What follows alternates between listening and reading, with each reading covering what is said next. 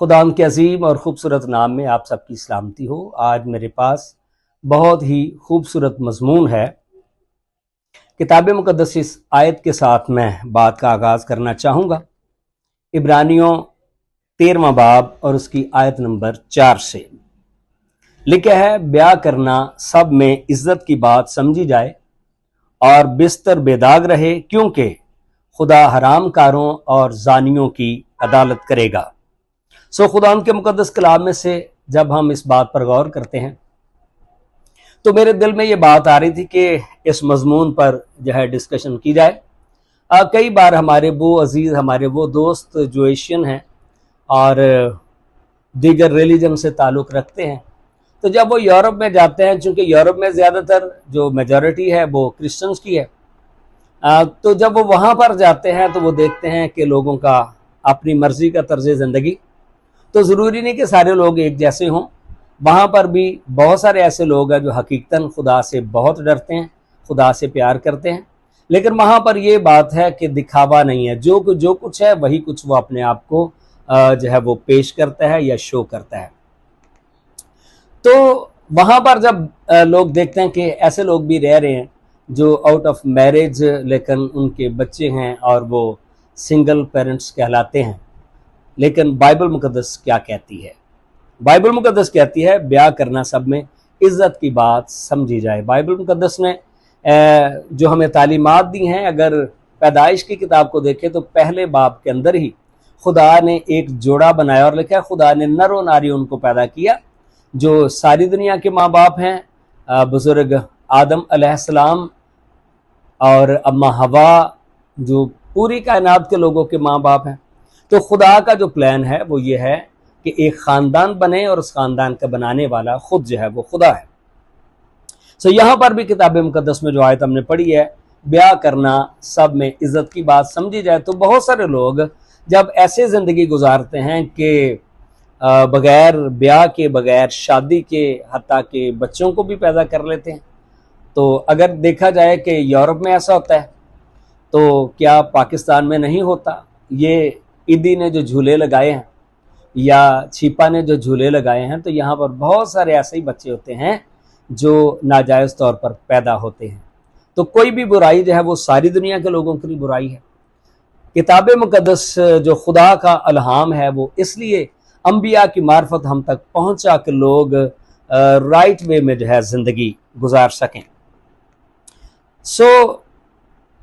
कई बार माँ बाप ये खुद ही फैसला कर लेते हैं बच्चों की शादी के बारे में कि अभी इनकी एज नहीं है, अभी इनकी एज नहीं है, और कई बार बहुत ज़्यादा उनकी एज हो जाती है। अगर देखा जाए ये बिल्कुल करंट जो इशू है ये पूरी दुनिया के अंदर है, और अगर अपने मुल्क के हिसाब से देखें तो पाकिस्तान के अंदर भी 1 करोड़ ऐसी ख़वातीन हैं जिनकी एज 35 साल से ऊपर है, और ये हमारी सोसाइटी में एक बहुत बड़ा इशू है। चूँकि हम इसे डिनाई नहीं कर सकते, वो हमारी बहनें हैं, बेटियां हैं, वो किसी भी रंग, कौम, नस्ल, मज़हब से हों, वो हम सब की बेटियां हैं, चूँकि बेटियां तो सांझी होती हैं। इसी तरह से कई बार कॉमन इश्यूज़ होते हैं जो सब के लिए इशू हैं। तो किताब मुकद्दस की रोशनी में अगर हम देखें तो जब हम देखते हैं पौलुस रसूल की मार्फत करंथस की कलीसिया को जो ख़त लिखा गया, तो वहाँ पर भी खुदावंद है अपने लोगों के लिए जो है वो हदायत और रहनुमाई देते हैं। बेटियों की ब्याह शादी के बारे में खुदावंद के कलाम के अंदर जो है हमें जो रहनुमाई मिलती है उस पर हम जो है वो गौर करते हैं। और बेटियों के बारे में खुदावंद के कलाम में लिखा है कि हमें बाइबल मुकद्दस में जो मिलता है, कुछ तो वो बेटियां हैं जो ब्याह शादी जो है वो नहीं करना चाहती थी और अपने आप को उन्होंने खुदावंद के लिए जो है डिवोट किया। ठीक है, ये तो एक पहलू है। दूसरी बात जो है वो हमें ये भी मिलती है कि माँ बाप को खुदा ने जो हुक्म दिया है वो ये है कि ये उनकी मर्जी है और माँ बाप की जिम्मेदारी है कि बर वक्त जो है उनकी ब्याह शादी की जाए। पौलुस रसूल कहता है कि मैं कहता हूँ कि वो बेहतर है जो बेब्याह है। तो ये उन लोगों की अपनी कमिटमेंट है और वो कहते हैं ये हुक्म नहीं है, ये मैं कह रहा हूं। क्योंकि जो शादीशुदा है वो अपने शौहर को खुश करने की कोशिश में रहती है, और इसी तरह से जो नौजवान भी हैं, लेकिन जो खुदाबंद के लिए अपने आप को डिवोट कर सकते हैं, अपनी ज़िंदगी खुदाबंद को दे सकते हैं, तो ये भी अच्छा है, ताकि वो खुदाबंद की खुशी के लिए इस ज़मीन पर जो है वो अपनी ज़िंदगी जो है वो गुजारे। लेकिन और भी दीगर भी कई लोग हैं जो अपनी बेटियों के लिए के बहुत जो है वो मसला बन जाता है कि उनके ब्याह शादी के लिए स्टेटस और ज़ात पात और बरादरी, ठीक है ना। अब ये बहुत सारी बातें हैं जो हमने खुद से ही ये क्रिएट की हैं, और ये सारी वो प्रॉब्लम्स हैं। इसकी वजह से होता क्या है? इसकी वजह से होता ये है कि टाइम जो है वो बहुत सारा ज़ाया हो जाता है, टाइम जो है वो निकल जाता है। पहला क्रंथियों और उसका 7वां बाब और उसकी 36वीं आयत में से खुदा के कलाम में से जो है मैं पढ़ने लगा हूं।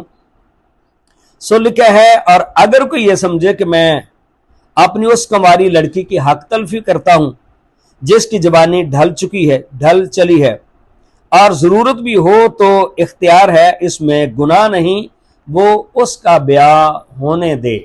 जी, तो पौलुस रसूल ने जो रहनुमाई की है कि अगर किसी की कुंवारी बेटी है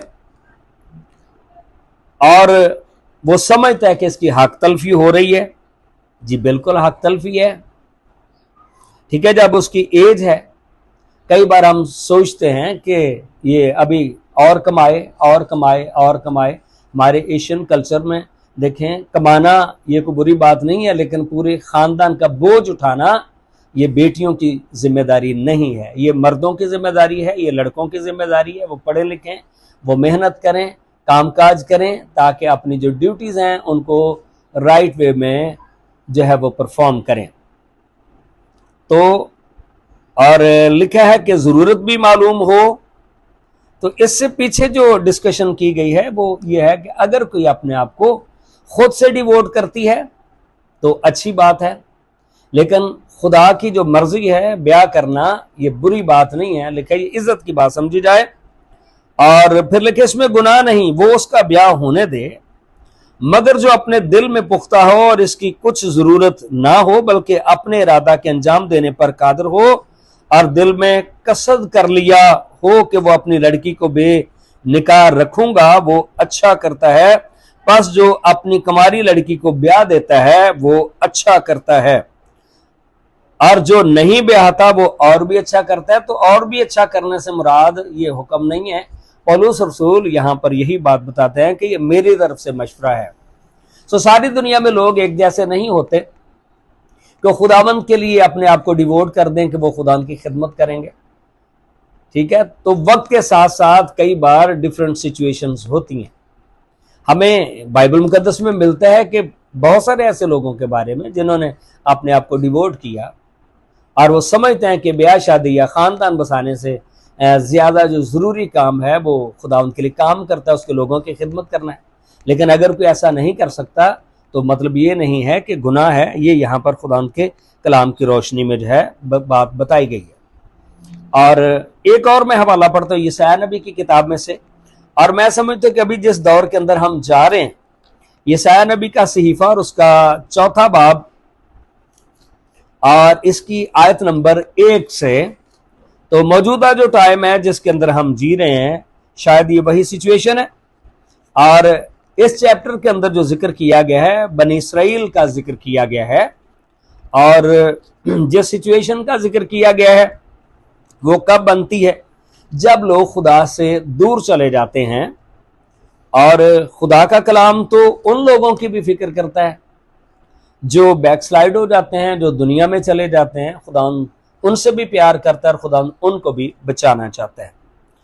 यहां पर लिखा है 4थे बाब की पहली आयत में, यशायाह नबी का सहीफा, उस वक्त 7 औरतें एक मर्द को पकड़ कर कहेंगी कि हम अपनी रोटी खाएंगी और अपने कपड़े पहनेंगी, तो हम सब से सिर्फ इतना कर कि हम तेरे नाम से कहलाएं ताकि हमारी शर्मिंदगी मिटे।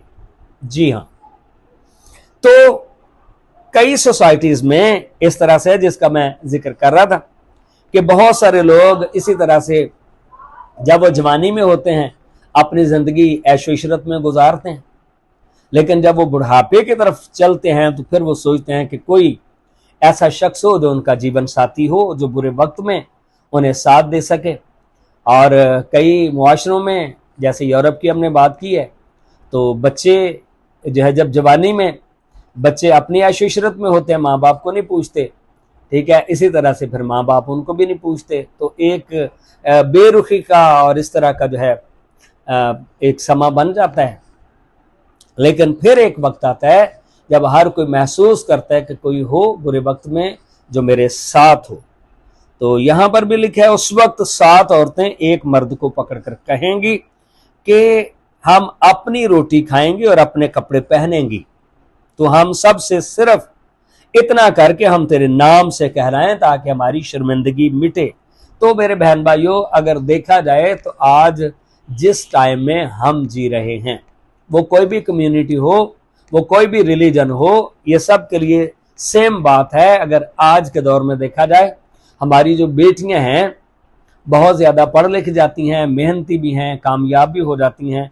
जहाँ तक नौजवानों का जो है के बारे में जब हम बात करते हैं, तो नौजवान ना उतना पढ़ते लिखते हैं और बहुत सारी गैर अखलाकी जो एक्टिविटीज़ हैं वो उनमें जो है वो चले जाते हैं, जिसका नतीजा क्या निकलता है। अब मैं अपनी बात को जो है वाइंड अप करने वाला हूँ, तो इस बात को ज़रा गौर से सुनिएगा।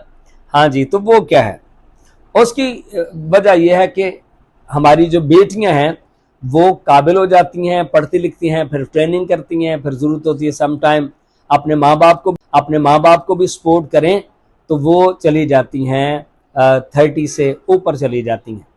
अब जो काबिल हमारे पास लड़के हैं उनकी शादी हो जाती है 22, 23, 24 साल तक।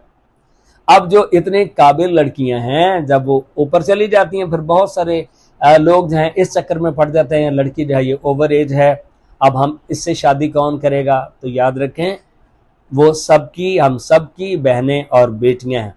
और अगर हम अपने पाकिस्तानी क्रिश्चियन कम्युनिटी में देखें तो यहाँ पर तो नंबर 1 की लड़कियां ज़्यादा काबिल हो जाती हैं, लड़के मेहनत नहीं करते और फिर बहुत सारी दीगर एक्टिविटीज़ में चले जाते हैं।